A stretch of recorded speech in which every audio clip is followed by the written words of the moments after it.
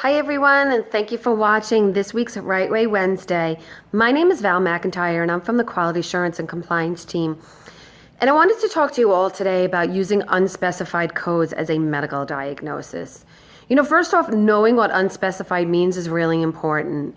So unspecified coding does not fully define the important parameters of the patient's condition. There might be an occasional instance where the documentation is insignificant and using an unspecified code becomes your best alternative. But just remember that it should be used as an exception only and not as a rule.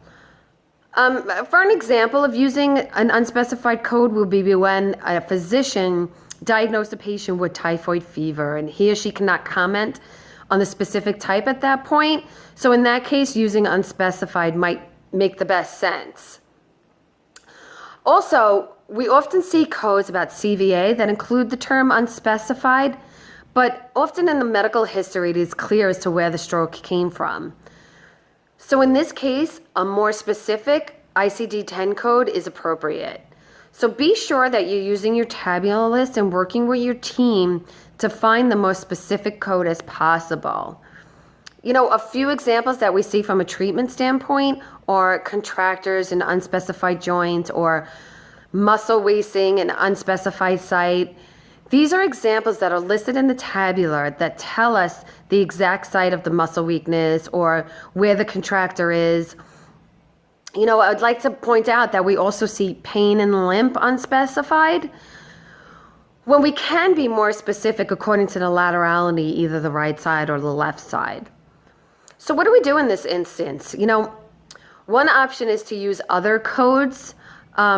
These codes are which we know the specific condition. However, there is no exact code for the condition described in the documentation. So you can use other in that instance. I would also just like to mention that a medical diagnosis needs to be relevant and appropriate for skilled therapy. We also need to point out that using codes that describe intense conditions, such as UTI and pneumonia, they're also discouraged from using. While these can be complicating conditions, these can be treated with medication and not necessarily the need for skilled services. So in these cases, the clinician is going to need to dig a little deeper and look for a code that best supports the need for skilled therapy. With that being said, I would just like to say, please reach out to your QA and compliance person or any one of us on the team, and we would be more than glad to help you find the appropriate code if you're struggling or if your therapists are struggling. Please just reach out and we'd be more than glad to help you. So thank you for watching this week's Way Wednesday, and I hope you all have a great day.